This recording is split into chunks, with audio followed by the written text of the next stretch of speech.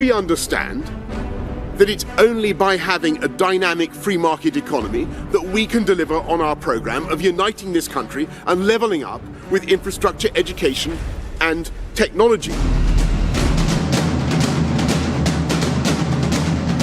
Everybody knows what we're doing. How many more police are we going to put on the streets of this country? Are we on 20,000?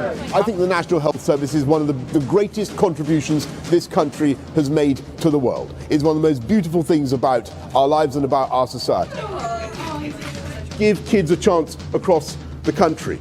Give every child in this country the chance to express their talents, to make the most of their lives. That's what I want as a Conservative. I believe in opportunity, and that's what we can do. That's what we can do in the next Parliament. We can do one thing that no other party can do at this election. You know what it is? Get Brexit done! I thought you might know what it is. We can get Brexit done! There's a big contest still ahead of us, but with your help, I think we can do it. Thank you all very much for listening today. Thank you.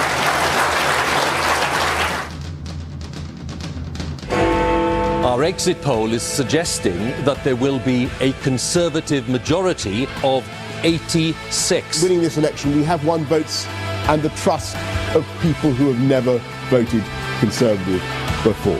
Those people want change. We cannot, must not let them down.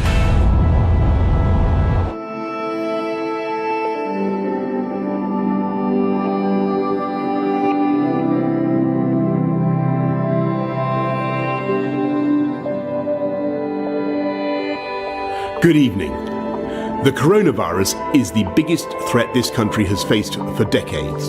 To all those at home right now, anxious about the days ahead, I say this: you will not face this alone.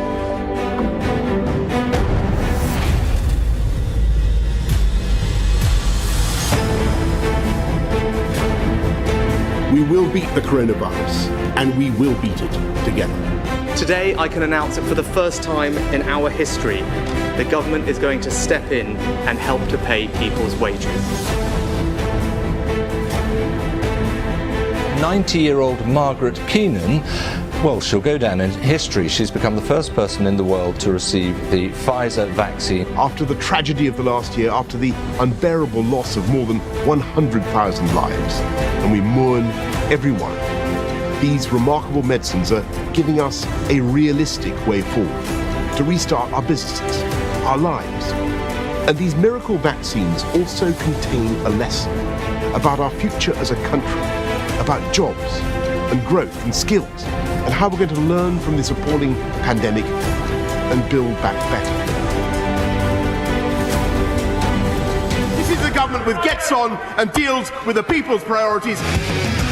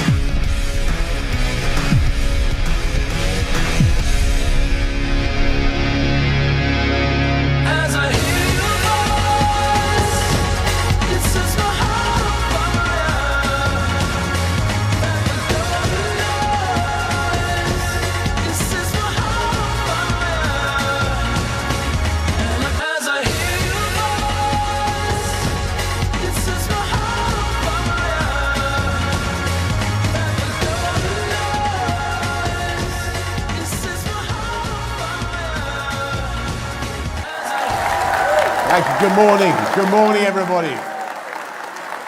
Good morning, everyone. Fantastic to see you all here. Thank you. Thank you. Let's get going. Let's get on with the job. Good morning, everybody. Listen, isn't it amazing to be back here in person? And the first time since so many of you worked to defy the sceptics by winning councils and communities that Conservatives have never won in before, such as Hartlepool. And in fact, It's the first time since the general election of 2019 when we finally sent that core-droid communist cosmonaut into orbit where he belongs. And why is it that we are back today for a traditional conservative cheek by jowler? It's because for months we've had one of the most open economies and societies. And on July the 19th, we decided to open every single theatre and every concert hall and nightclub in England. And we knew that some people would still be anxious.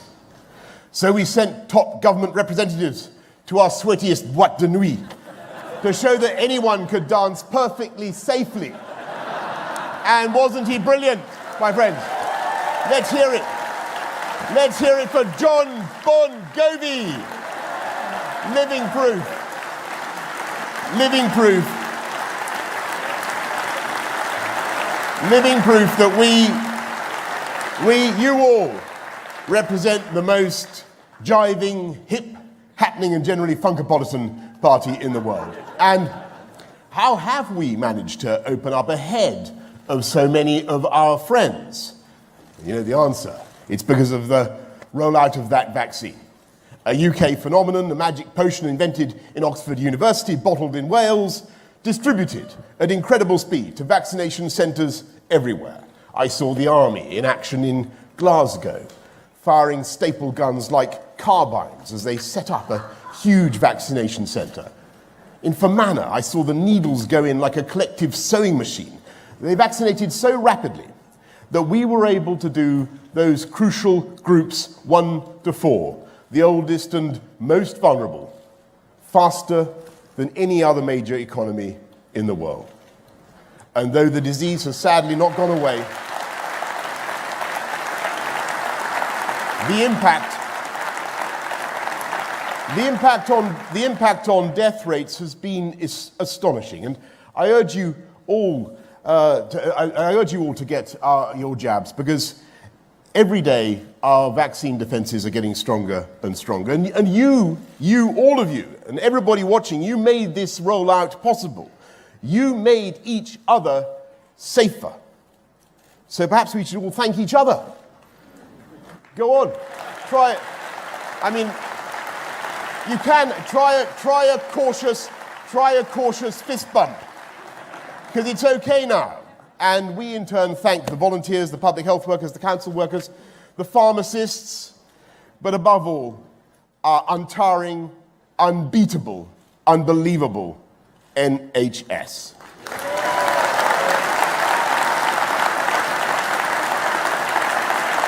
And as a responsible Conservative government, we must recognise the sheer scale of their achievement, but also the scale of the challenge ahead. When I was lying in St Thomas's Hospital last year, I looked blearily out of my window at a hole in the ground between the ICU and another much older Victorian section. And amid the rubble of brick, they seemed to be digging a hole for someone or something, or indeed someone, possibly me. But the NHS saved me, and our wonderful nurses pulled my chestnuts out of that Tartarian pit. And I went back on a visit the other day, and I saw that the hole had been filled in with 3 or 4 gleaming stories of a new paediatrics unit. And there you have a metaphor, my friends, for how we must build back better now. We have a huge hole in the public finances. We spent £407 billion on COVID support, and our debt now stands at over £2 trillion. And waiting lists will almost certainly go up before they come down. COVID pushed out a great bow wave of cases. People did not or could not seek help. And that wave is now coming back. A tide of anxiety washing into every A&E and every GP. Your hip replacement, your mother's surgery. And this is the priority of the British people. Does anyone seriously imagine that we should not now be raising the funding to sort this out? Is that really the view of responsible Conservatives? I can tell you something. Margaret Thatcher would not have ignored the meteorite that has just crashed through the public finances. She would have wagged her finger and said, more borrowing now is just higher interest rates and even higher taxes later. When this country was sick, our NHS was the nurse. Frontline care workers battled against a new disease selflessly, risking their lives, sacrificing their lives. And it is right that this party that has looked after the NHS for most of its history should be the one to rise to the challenge. 48 new hospitals, 50,000 more nurses, 50 million more GP appointments, 40 new diagnostic centres, and fixing those backlogs with real change.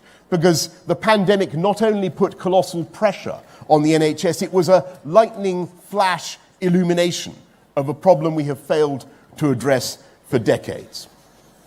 In 1948, this country created the National Health Service, but kept social care local.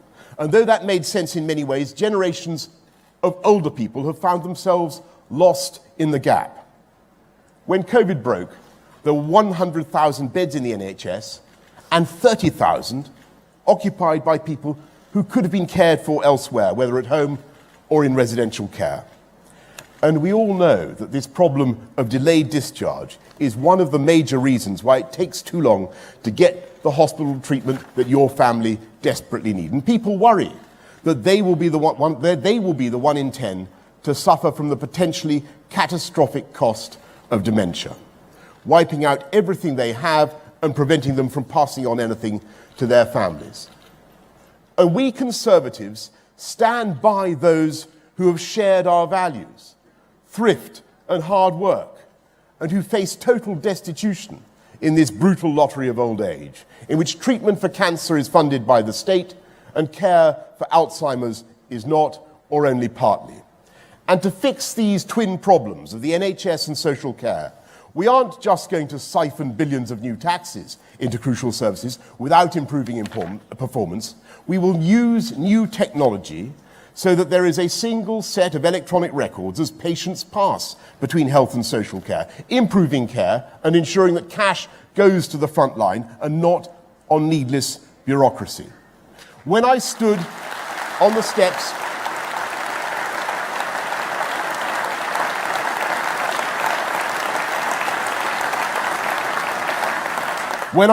steps of Downing Street, I promised to fix this crisis. And after decades of drift and dither, this reforming government, this can-do government, this government that got Brexit done, that's getting the COVID vaccine rollout done, is going to get social care done. And we are going to deal with the biggest underlying issues of our economy and society, the problems that no government has had the guts to tackle before. And I mean the long-term structural weaknesses in the UK economy. It's thanks to the vaccine rollout that we now have the most open economy and the fastest growth in the G7. We have unemployment.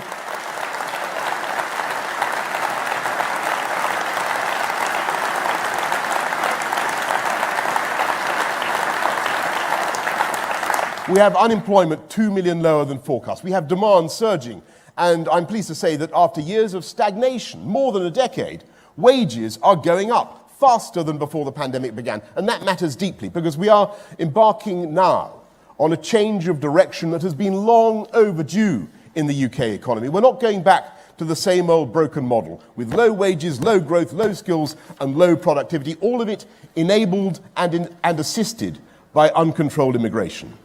And the answer to the present stresses and strains, which are mainly a function of growth and economic revival, is not to reach for that same old lever of uncontrolled immigration, to keep wages low. The answer is to control immigration, to allow people of talent to come to this country, but not to use immigration as an excuse for failure to invest in people, in skills, and in the equipment, the facilities, the machinery.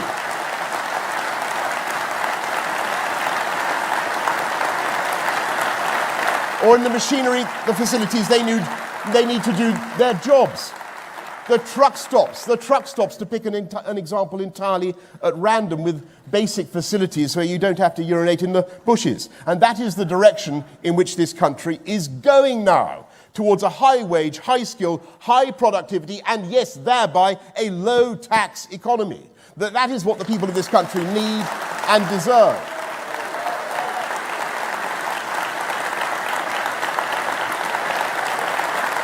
In which everyone can take pride in their work and in the quality of their work. And yes, it will take time. And sometimes it will be difficult. But that was the change that people voted for in 2016. And that was the change that people voted for again powerfully in 2019. And to deliver that change, we will get on with our job of uniting and levelling up across the UK. The greatest project that any government can embark on. We have one of the most imbalanced societies and lopsided economies of all the richer countries. It's not just that there's a gap between London and the southeast and the rest of the country. There are aching gaps within the regions themselves.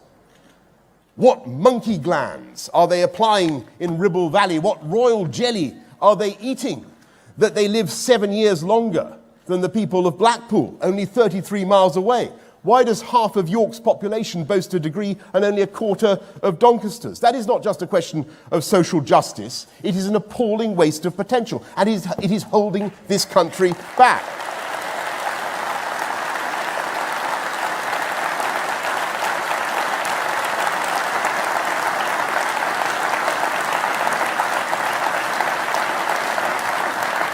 Because there is no reason why the inhabitants of one part of the country should be geographically fated to be poorer than others, or why people should feel they have to move away from their loved ones or communities to reach their potential.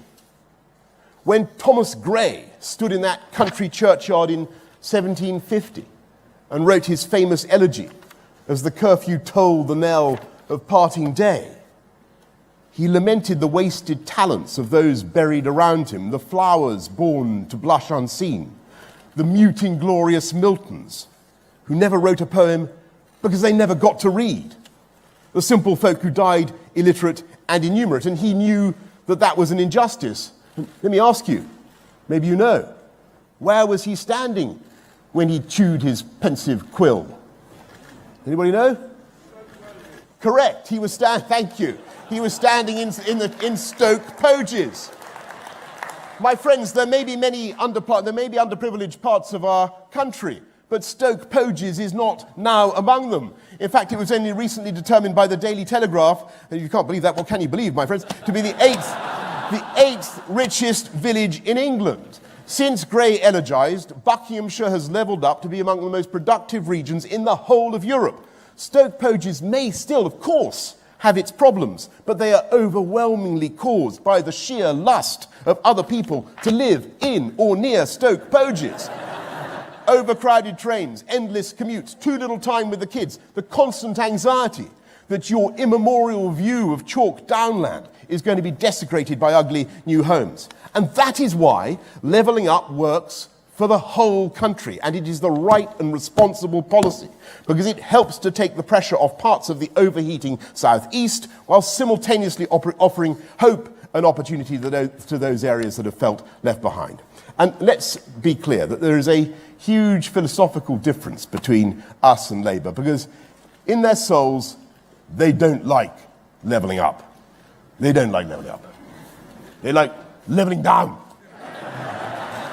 They do.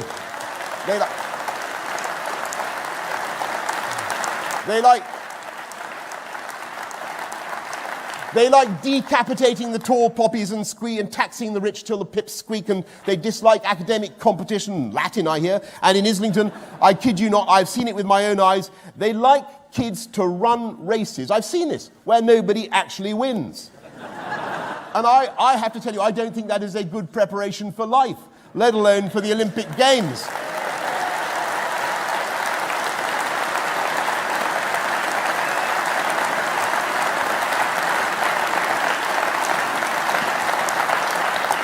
And if you insist on the economic theory behind levelling up, it's contained in the insight of Vilfredo Pareto.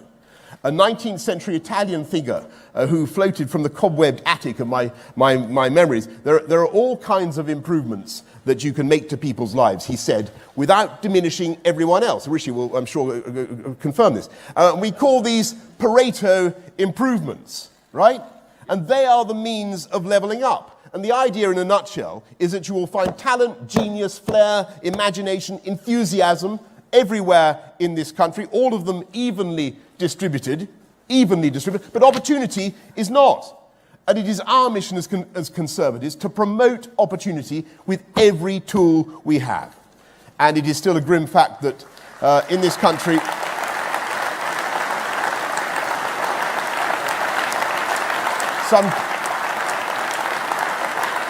that's right. It's all about opportunity. But it's still a grim fact that in this country, some kids will grow up in neighborhoods that are much safer than others. And some will be, as Pretty was saying, some will be sucked into gangs, some will be at risk of stabbing and shooting, some will get themselves caught in the one-way ratchet of the criminal justice system. Many others will not. And that's why levelling up means fighting crime, putting more police out on the beat, as we are, toughening sentences, rolling up the county lines drugs networks as we are, 1,100 of them gone already, giving the police the powers they need to fight these dealers in death and misery. That's what we want to do. And what's Labour's answer, by the way? To decriminalise hard drugs, apparently, to let the gangsters off with a caution. An answer that is straight from the powder rooms of North London dinner parties and nothing to do with the real needs of this country. It's true.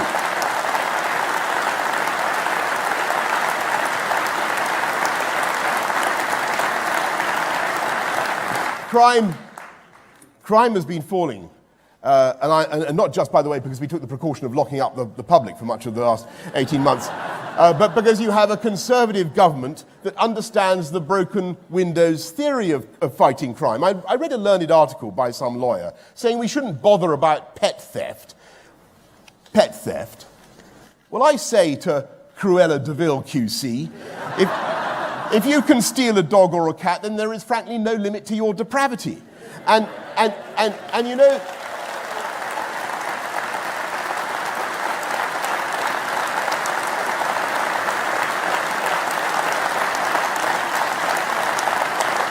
and you know those people gluing themselves to roads. I don't call them legitimate protesters like some Labour councillors do. I think some Labour councillors actually glue themselves to roads. I say they're a confounded nuisance who are blocking ambulances, stopping people going about their daily lives. And I'm glad Pretty is taking new powers to insulate them snugly in prison where they belong. But what I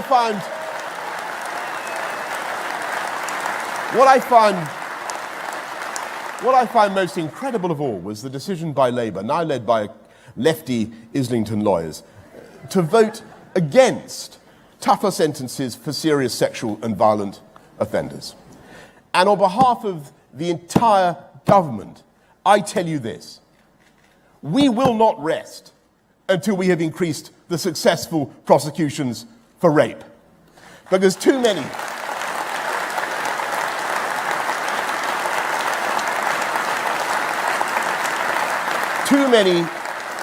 lying, bullying, cowardly men are using the law's delay to get away with violence against women. And we cannot and we will not stand for it. And I know that there are some who tell us that we're being ungenerous and unfeeling in our attempts to control our borders. And I say, don't give me that. This is the government that stood up to China and announced that we would provide a haven for British overseas nationals from Hong Kong. 30,000 have already applied. And I'm proud to be part, I'm really proud to be part of a Conservative government that will welcome 20,000 Afghans, people who risk their lives to guide and translate for us. We are doing the right and responsible thing, and speaking as the great-grandson of a Turk who fled in fear of his life, I know that this country is a beacon of light and hope for people around the world, provided they come here legally, provided we understand who they are and what they want to contribute. And that's why we took back control of our borders and will pass the Borders Bill, because we believe there must be a distinction between someone who comes here legally and someone who doesn't. And though I have every sympathy with people genuinely in fear of their lives, I have no sympathy whatever with the people traffickers who take thousands of pounds to send children to sea in frail and dangerous craft. And we must end this lethal trade. We must break the gangsters' business model. And is it not a sublime irony? Is it not a sublime irony that even in French politics there is now a leading centre-right politician calling for a referendum on the EU? Who is now calling for France to reprendre le contrôle? It's good old Michel Barnier. That's what happens. That's what happens if you spend a year trying to argue with Lord Frost, the greatest frost since the Great Frost of 1709. And we will fight these gangs at home and abroad because their victims are invariably the poorest and the neediest. And I'll tell you what levelling up is. A few years ago, they started a school not far from the Olympic Park, a new school anyone could send their kids to, in an area that for decades has been one of the most disadvantaged in London. That school is Brampton Manor Academy, and it now sends more kids to Oxbridge than Eton. And if you want proof of what I mean by unleashing potential and by levelling up, look at Brampton Manor. And we can do it. There is absolutely no reason why the kids of this country should lag behind, or why so many should be unable to read or write or do basic mathematics at 11. And to level up, on top of the extra 14 billion we're putting into education, on top of the increase that means every teacher starts with a salary of £30,000, we're announcing today a levelling up premium of up to £3,000 to send the best maths and science teachers to the places that need them most. And above all, we are investing... We're investing in our skills. Skills, folks. Our universities are world-beating. I owe everything to my tutors. They're one of the great glories of our economy. But we all know that some of the most brilliant and imaginative and creative people in Britain, some of the best paid people in Britain, did not go to university.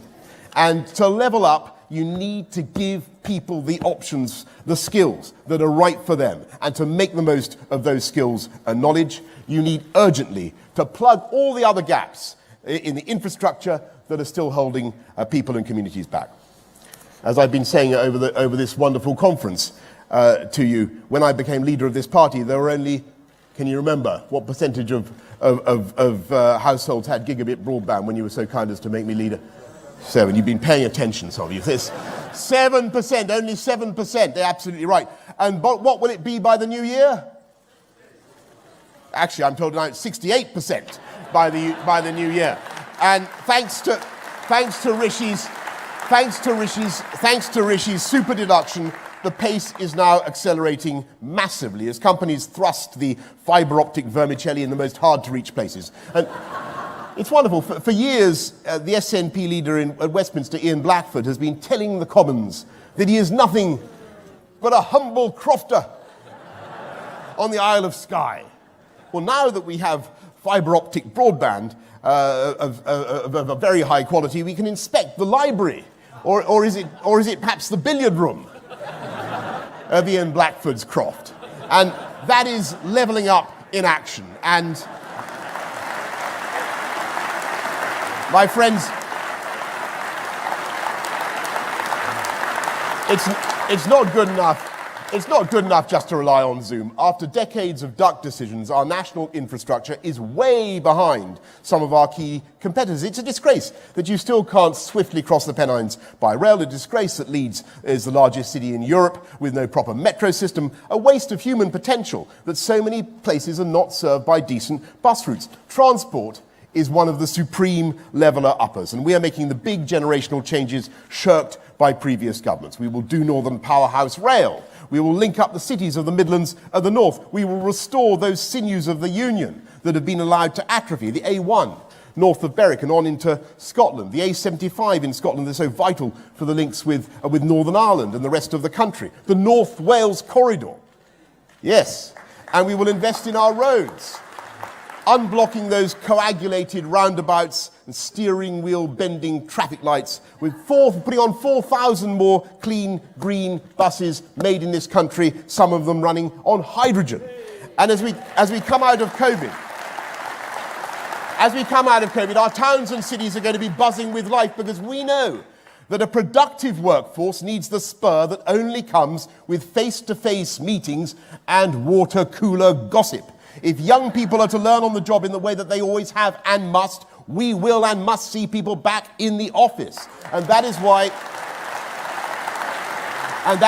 we are building back better.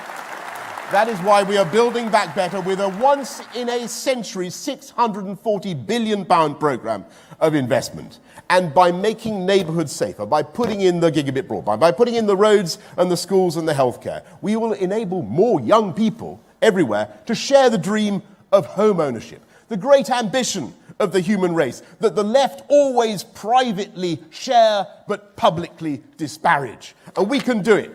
Look at this country from the air. Go on Google Maps. You see how our landscape has been plotted and pieced and jigsawed together by centuries of bequests and litigation, a vast testament to security of title, trust in the law, and it's a confidence that is responsible for so much international investment. You see how rich this country is growing, the billions of loving and incremental improvements to homes and gardens. You can see how beautiful it is, vast, untouched moorland, hills and broadleaf forests. We are going to rewild parts of the country and consecrate a total of 30% to nature. We're planting tens of millions of trees. Otters are returning to rivers from which they have been absent for decades. Beavers that have not been seen on some rivers since Tudor times, massacred for their pelts and now back. And if that isn't conservatism, my friends, I don't know what is. Build back beaver, I say. Build back beaver. And though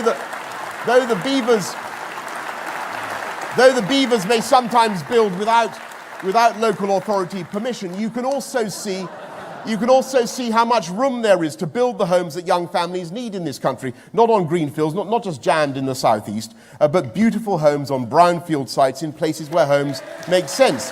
And this government is helping young people to afford a home. It's been a scandal, a rebuke to all we stand for, that over the last 20 years the dream of home ownership has receded. And yet, under this government, we are turning the tide. We've not only built more homes than at any time in the last 30 years, we're helping young people onto the property ladder with our 95% mortgages. And there is no happiness like taking a set of keys and knowing the place is yours. And you can paint the front door any colour you like. As it happens, I can't paint my own front door any colour I like. It has to be black. But I certainly don't have to go very far to work. And if you don't have to go far to work, and your commute isn't too dreadful, and if the job suits your skills and your Wi-Fi is fast and reliable, I'll tell you something else. That housing in the right place and at an affordable price will add massively, not just to your general joie de vivre, but to your productivity. And that is how we solve the national productivity puzzle.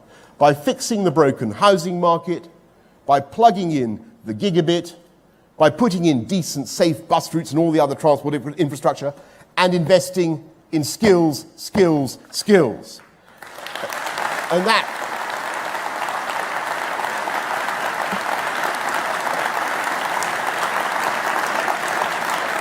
And that, by the way, is how we help to cut the cost of living for everyone, because housing, energy, transport are now huge parts of our monthly bills. And it's by fixing our broken housing market, sorting out our energy supply, more wind, more nuclear, becoming less dependent on hydrocarbons from abroad, by putting in those transport links, we will hold costs down and save you money. And we will make this country an even more attractive destination for foreign direct investment. We're already number one. Look at the Nissan investment in Sunderland, the Pfizer vaccine manufacturing centre that's coming to Swindon. And with these productivity gains, we will turbocharge that advantage and help businesses to start and grow everywhere. So let me come now to the punchline of my sermon on the vaccine. It was not the government that made the wonder drug. It wasn't brewed in the alembics of the Department of Health. It was, and of course it was Oxford University, but it was the private sector that made it possible. Behind those vaccines are companies and shareholders and, yes, bankers. You need deep pools of liquidity that are to be found in the City of London. It was capitalism that ensured we had a vaccine in less than a year. And the answer, therefore, is not to attack the wealth creators, it's to encourage them, because they are responsible for the aggregate increase in the country's wealth that enables us to make those Pareto improvements and to level up everywhere. And to rub home my point, it is not just that vaccination has saved more than 120,000 lives. Vaccination has allowed us to meet like this and blessed us with such rapid growth, with wages rising fastest for those on lowest incomes. And that is levelling up in action. These vaccines have ensured that by a simple vowel mutation, jabs, jabs, jabs become jobs, jobs, jobs. The world's most effective vaccines have saved our open society and free market economy, and it is our open society and free market economy that have produced the world's most effective vaccines. And that is the symmetry in the lesson of the COVID vaccine. Science, innovation, capitalism is vital now for the challenge that we face. The challenge the whole of humanity faces is now even more existential for our way of life. In just a few weeks, this country will host the summit of our generation in Glasgow, when the resolve of the world is put to the test. Can we keep alive the ambition of Paris to stop the planet heating by more than 1.5 degrees? Well, government can't do it alone, and taxpayers certainly can't do it alone. The other day I took a boat out into the Murray Firth to see this aquatic forest of white turbines towering over the water like the redwoods of California, and you have no idea of their size until you see them up close. The deceptive speed of their wings, twice the diameter of the London Eye, and their tips slicing through the air at more than 100 miles an hour. And I met the young men and women, apprentices, who had moved straight across from the world of oil and gas. And they had the same excitement at working amid winds and waves and being able to see whales and dolphins from the office window.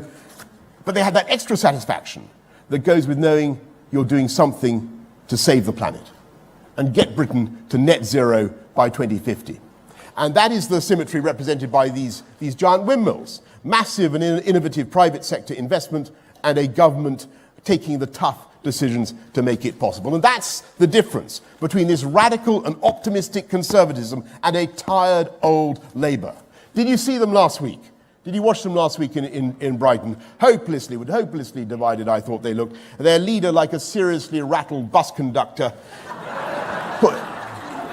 pushed this way and that by a, not that they have bus conductors anymore, unfortunately, but like a seriously rattled bus conductor pushed this way and that by a Corbynista mob of sellotape spectacled sans-culottes, or the skipper of a cruise liner that's been captured by Somali pirates, desperately trying to negotiate a change of course and then changing his mind. And remember Labour's performance during the pandemic, flapping with all the conviction of a damp tea towel. They refused to say that schools were safe.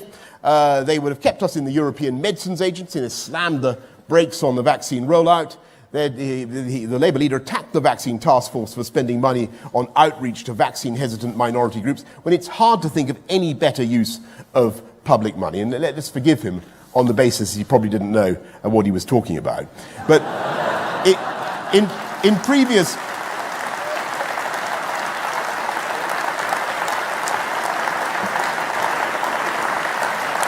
In previous national crises, Labour leaders have opted to minimise public anxiety and confusion by not trying to score cheap party political points. One thinks of Attlee or even Michael Foot in the Falklands crisis. And sadly, that was not the approach taken by Captain Hindsight, attacking one week, rowing in behind it when it seemed to be working, the human weather vane, the Starmer chameleon. And in his final absurd act of opportunism, he decided to oppose step 4. He opposed step 4 of the roadmap in July, remember? That's right, folks. If we listened to Captain Hindsight today, we'd still be in lockdown. We wouldn't have the fastest growth in the G7. If Columbus had listened to Captain Hindsight, he'd be famous for having discovered Tenerife.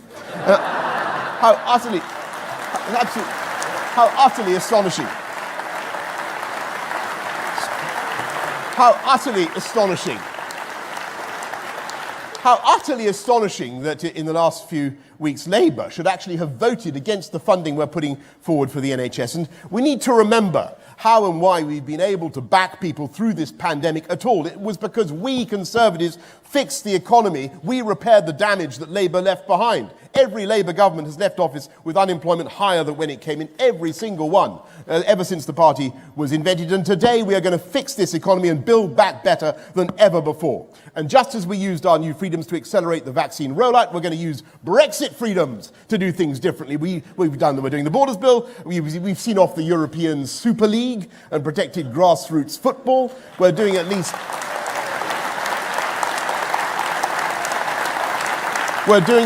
8 free ports, super fertilised loam, in which business will be able to plant new jobs across the UK. And now we're going to go further, not only jettisoning EU rules we don't need anymore, but using new freedoms to improve the way we regulate in the great growth areas of the 21st century as we fulfill our ambition of becoming a science superpower. Gene editing, data management, AI, cyber, quantum, and we're going to be ever more global in our outlook. We've done already 68 free trade deals, including that great free trade deal with our friends in the EU, which they all said was impossible. And after decades of bewildering refusal, we have persuaded the Americans to import prime British beef. A market already worth £66 million. Build back burger, I say. And when you ask yourself, how have the Americans been able to survive without British beef for so long? If you want a supreme example of global Britain in action, of something daring and brilliant that would simply not have happened if we'd remained in the EU, I give you AUKUS. AUKUS. An idea so transparently right that Labour conference voted overwhelmingly against it. And I know there has been a certain raucous caucus from the anti-AUKUS caucus, but AUKUS is simply a recognition of the reality that the world is tilting on its axis, on its economic axis, and our trade and relations in the Indo-Pacific region are becoming more vital than ever before. And that's why we sent our amazing carrier strike group to the Far East, performing manoeuvres with 40 friendly countries, HMS Queen Elizabeth, as long as the entire Palace of Westminster. And rather more compelling as an argument than many of the speeches made in the House of Commons. It has dozens of F-35s on board, 66,000 sausages. And not because we want to threaten anyone or be adversarial to anyone, either with the F-35s or indeed the sausages, but because we want to stick up for the rule of law that is so vital for freedom of navigation and free trade. And that's what brings AUKUS together, Australia, UK, US, shared values, a shared belief in democracy and human rights, a shared belief in the equal dignity and worth of every human being. Very few countries could have pulled off the Kabul airlift, an astonishing feat by our brave armed forces. Even fewer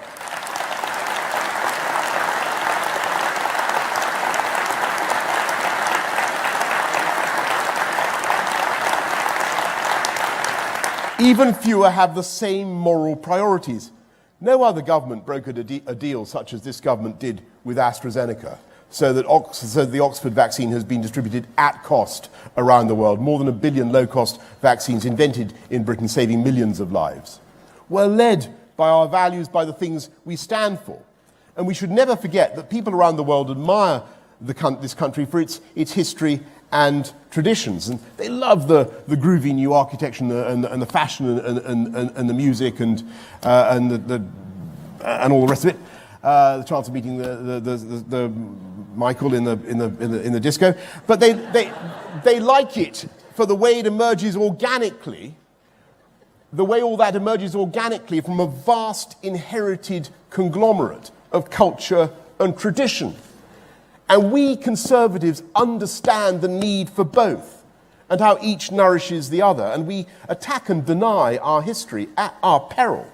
And when they began to attack Churchill as a racist, I was minded to ignore them, because it's only 20 years ago since BBC audiences overwhelmingly voted him the greatest Briton of all time. Because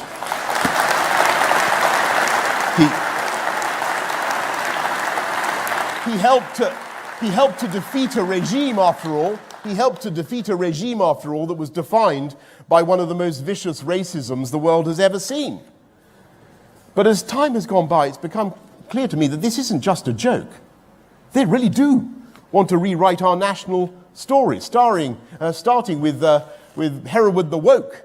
We really are at risk of a kind of know-nothing cancel culture iconoclasm. And so we Conservatives will defend our history and cultural inheritance, not because we're proud.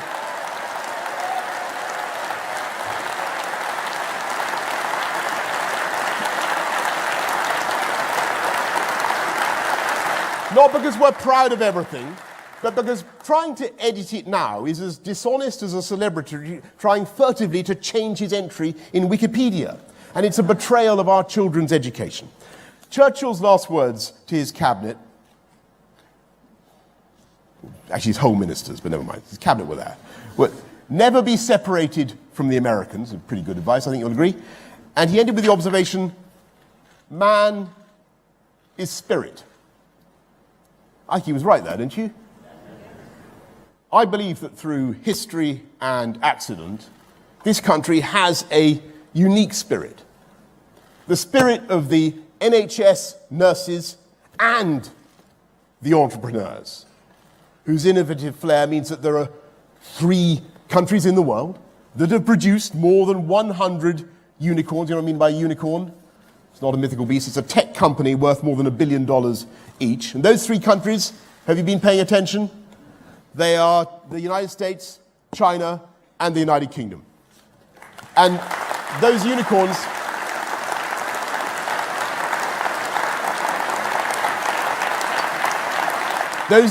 are now dispersed around the United Kingdom in a way that is new to our country. It's fantastic to see that levelling up. And we need the spirit of the NHS nurses and the entrepreneurs because each enables the other. And I mean the spirit of the footballers who took England into the final of a major knockout tournament for the first time in the lives of the vast majority of the people of this country. And probably, looking around at all you young thrusters, the majority of the people in this room.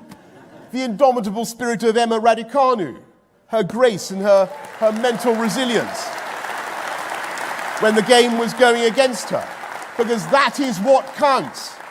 The spirit of our Olympians. It's an incredible thing to come yet again in the top 4. A formidable effort for a country that has only 0.8% of the world's population, in spite, Jacob, of all our best efforts. But some of us. But when we come second, but the point is that when we come second in the Paralympics as well, that shows our values. Not only the achievement of those elite athletes, but a country that is proud to be a trailblazer, to judge people not by where they come from, but by their spirit and by what is inside them. That is the spirit that is the same across this country in every town and village and city that can be found in the hearts and minds of kids growing up everywhere. And that is the spirit we are going to unleash. Thank you all. Thank you. Thank you, Boris. Okay, right, here we go. Okay, I got you. I got 1, 2, 3, 4, 5, 6, 7. Good. Well done. Come on.